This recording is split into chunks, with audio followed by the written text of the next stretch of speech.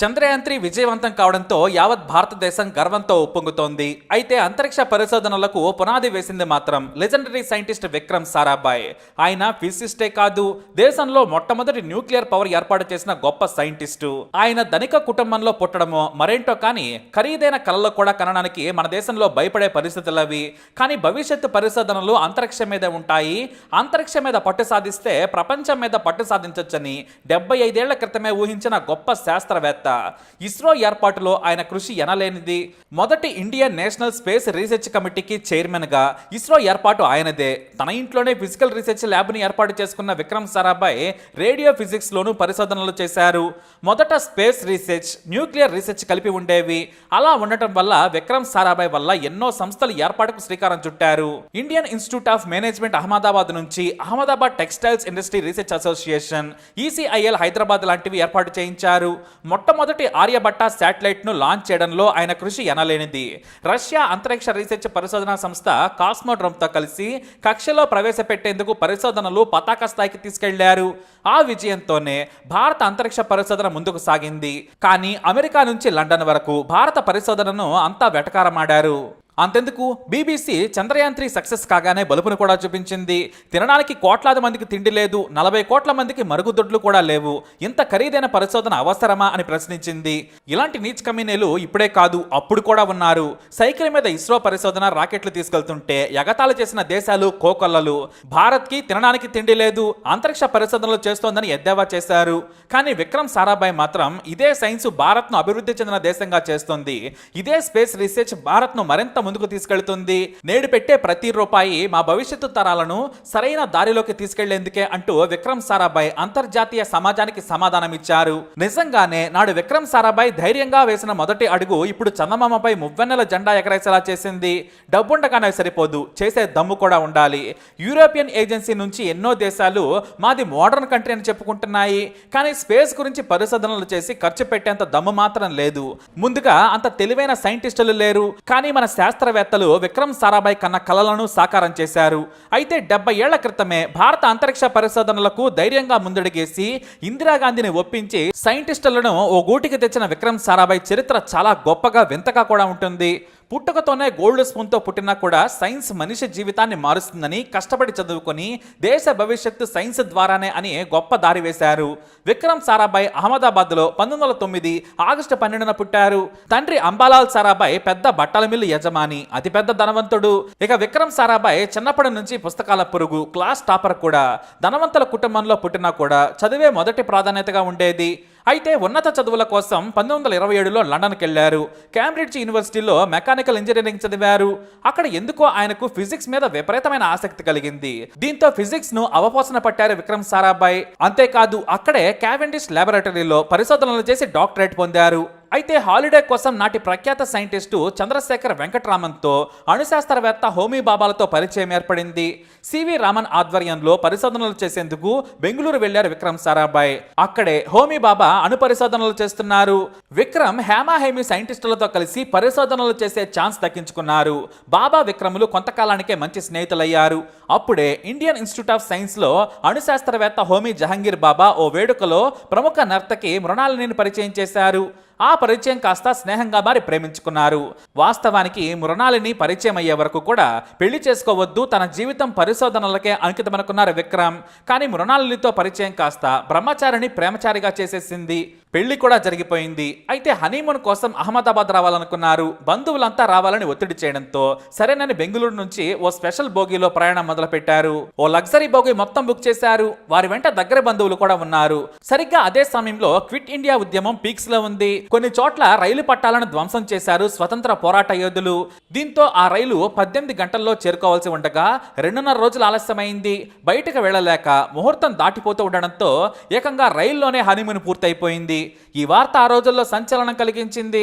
అయితే 3 రోజులకు ఇంటికి చేరుకోగానే విక్రమ్ సారాభాయ్కి షాక్ తగిలింది. తన సోదరి మృదులను బ్రిటిష్ వారు అరెస్ట్ చేసి జైల్లో పెట్టారు. 18 నెలల శిక్ష కూడా పడింది. దీంతో ధనవంతుడైన విక్రమ్ తండ్రి తన పరిచయాలతో గవర్నర్ను కలిసి విడుదలకు ఒప్పించారు. అది కూడా వారం రోజుల్లోనే. గవర్నర్ను ఒప్పించి కూతురుని తీసుకొద్దామని జైలుకి వెళ్లారు. కానీ మృదుల బయటకు రానని తెగేసి చెప్పింది. ఈ బ్రిటిష్ నీచుల క్షమాభిక్ష నాకు అక్కర్లేదు, వారంతట వారే నన్ను విడుదల చేయాలి, మీ పలుకుబడితో బయటకు వచ్చి స్వేచ్ఛగా బ్రతికే ఆలోచన నాకు లేదు. నా జీవితం దేశం కోసమని ప్రతినబూనారామే. దేశంపై మృదుల ప్రేమను చూసిన ఆయన సంతోషంగా వెనక్కి వచ్చారు. కానీ సోదరి జైల్లో ఉండడంతో పెళ్లి సంతోషం కూడా విక్రమ్కు కలగలేదు. కొద్ది రోజుల తర్వాత మృదులను బ్రిటిష్ ప్రభుత్వమే విడుదల చేసింది. ఇక స్వాతంత్రం రాగానే పరిశోధనలను వేగవంతం చేయాలని ప్రధాని నెహ్రూ ఇతోధికంగా నిధులను కేటాయించారు. ఎంతలా అంటే బయట ప్రపంచమే కాదు, కమ్యూనిస్టులు కూడా తినడానికి తిండి లేకుంటే అనవసరమైన వాటి మీద ఖర్చు చేస్తున్నారని విమర్శలు చేశారు. అయినా సైన్స్ నా దేశానికి పునాదులు వేస్తుందని దేశవ్యాప్తంగా ఐఐటీలు ఏర్పాటు చేయాలని నిర్ణయం తీసుకున్నారు. పరిశ్రమలను ఏర్పాటు చేశారు. ఆ క్రమంలోనే అణు అంతరిక్ష పరిశోధనలు ఒకే డిపార్ట్మెంట్ కింద ఉండేవి. పరిశోధనలు కూడా కలిసి సాగేవి. హోమీ బాబాతో కలిసి అణు పరీక్షలు చేస్తున్నప్పుడు అంతరిక్ష పరిశోధనల మీద దృష్టి సారించారు Vikram Sarabhai. Rocket launching station ఏర్పాటు చేసేందుకు విపరీతంగా ప్రయత్నాలు చేసి సక్సెస్ అయ్యారు. తిరువనంతపురం తొంభా నుంచి ప్రయోగించారు కూడా. అయితే అంతరిక్ష పరిశోధనలు అనగానే చాలామంది పెదవి విరిచారు. కానీ ఆ సమయంలోనే నెహ్రూ మరణంతో కాస్త ఇబ్బందులు ఎదురయ్యాయి. సైన్స్ కోసం గుల్జారీలాల్ నందా, లాల్ బహదూర్ శాస్త్రులు ఖర్చు పెట్టేందుకు సిద్ధంగా ఉన్నా కూడా రాజకీయ గందరగోళం పరిశోధనలకు ఆటంకాలు కలిగించాయి. కానీ ఇందిరా ప్రధాని అయిన తర్వాత మెరుపు వేగంతో నిర్ణయాలు తీసుకొని అమలుపరిచారు. ఆ పరిశోధనలకు హోమీ బాబా సహకరించారు. రష్యా కాస్మోడ్రోమ్ సాయంతో ఆర్యభట్ట శాటిలైట్ను సక్సెస్ఫుల్గా ప్రయోగించారు. ఇస్రో ఏర్పాటును స్వయంగా విక్రమ్ సారాభాయ్ దగ్గరుండి మరీ ఏర్పాటు చేయించారు. నిధుల నుంచి ప్రతి ఒక్కటి ఆయనే దగ్గరుండి చూసుకున్నారు. అయితే హోమీ బాబా ప్రమాదంలో చనిపోవడంతో పరిశోధనల సలహాల కమిటీకి ఇస్రో చైర్మన్గా కూడా విక్రమ్ సారాభాయ్ నియమితులయ్యారు. ఆ సమయంలోనే దేశంలో నలుమూలలా ఎన్నో సంస్థల ఏర్పాటుకు కృషి చేశారు విక్రమ్ సారాభాయ్. ఇప్పుడు చంద్రయాన్ 3లో రోవర్ యాంటీనా తయారు చేసిన ఈసీఐఎల్తో పాటు నేషనల్ రిమోట్ సెన్సింగ్ ఏజెన్సీ హైదరాబాద్లో ఏర్పాటు చేయాలని పరుగులు పెట్టించింది విక్రమ్ సారాభాయే. వాటితో పాటు ఎన్నో రీసెర్చ్ సెంటర్లు, కోల్కతాలో ఎలక్ట్రానిక్ రీసెర్చ్ సెంటర్తో సహా అన్ని ప్రముఖ సంస్థల ఏర్పాటు ఆయన సారథ్యంలోనే సాగాయి. ఇస్రోలో పరిశోధనలు కూడా వేగవంతం అందుకున్నాయి. అయితే ఒకవైపు దేశం గర్వించదగ్గ శాస్త్రవేత్తగా గుర్తింపు పొందిన విక్రమ్ సారాభాయ్ మరోసారి ప్రేమలో పడ్డారు. పెళ్లైన 25 ఏళ్ల తర్వాత ఓ యుక్త వయసు అమ్మాయితో డీప్గా ప్రేమలో మునిగిపోయారు. ఆమె పేరు కమలా చౌదరి. ఆమెతో అక్రమ బంధం పెట్టుకోవాలనుకోలేదు, పెళ్లి చేసుకోవాలనుకుంటున్నానని భార్యకు చెప్పారు ఆయన. కానీ విక్రమ్ ప్రవర్తన భార్య మృణాలిని, అలాగే కూతురు, కుటుంబ సభ్యులకు నచ్చలేదు. కానీ విక్రమ్ను గౌరవించి వదిలేశారు. భారత పరిశోధనలు జరుగుతూ ఉండగా Vikram Sarabhai satellite launch vehicle design ను పరిశీలించేందుకు సిద్ధమయ్యారు. అప్పుడు ముంబైలోని అణు పరిశోధనా సంస్థలోనే డిజైన్ ను చేశారు. మరోవైపు తిరువనంతపురంలోని ఇస్రో రీసెర్చ్ సెంటర్ క్వార్టర్స్ లో ఉన్నారు విక్రమ్ సారాభాయ్. తన శిష్యుడైన అబ్దుల్ కలాంతో దాదాపు గంట సేపు మాట్లాడారు. ముంబైలోని అన్ని పనులను అబ్దుల్ కలాం చూసుకుంటున్నారు. తాను తిరువనంతపురం నుంచి రేపు ఉదయానికి వస్తానని, శాటిలైట్ లాంచ్ వెహికల్ గురించి మాట్లాడి భవిష్యత్తు ప్రణాళిక సిద్ధం చేయాలని చెప్పారు. అందుకు కలాం సిద్ధమయ్యారు. విక్రమ్ సారాభాయ్ రాక కోసం మొత్తం సెంటర్ను సిద్ధం చేశారు కలాం. విక్రమ్ సారాభాయ్కి ప్రియ శిష్యుడిగా కలాంకు పేరుండేది. ఆయనతో గంట సేపు మాట్లాడిన తర్వాత ఫోన్ పెట్టేశారు. అయితే ఒంటరిగా తన క్వార్టర్స్లో రాత్రి సమయంలో బుక్ చదువుతూ ఉండగా వ్యక్తిగత సహాయకుడు మంచినీళ్లు ఇద్దామని చూడగా బెడ్ పై పడుకుని ఉన్నట్లు ఉన్నారు. ఛాతిపై బుక్ ఉంది, కానీ చెయ్యి మాత్రం విసిరేసినట్లుగా కిందికుంది. దీంతో ఆ శిష్యుడు అలా పడుకోరు కదా, సార్ కింద పడతారేమోనని నిద్రలేపి పైకి పడుకోమని చెప్పాలనుకున్నాడు ఆ సహాయకుడు. కానీ ఎంత లేపినా నిద్ర లేవలేదు. దీంతో భయపడి వెంటనే బయటకు పరిగెత్తి పక్కనే ఉన్న మరో సైంటిస్ట్కి విషయం చెప్పడంతో డాక్టర్లను పిలిచారు.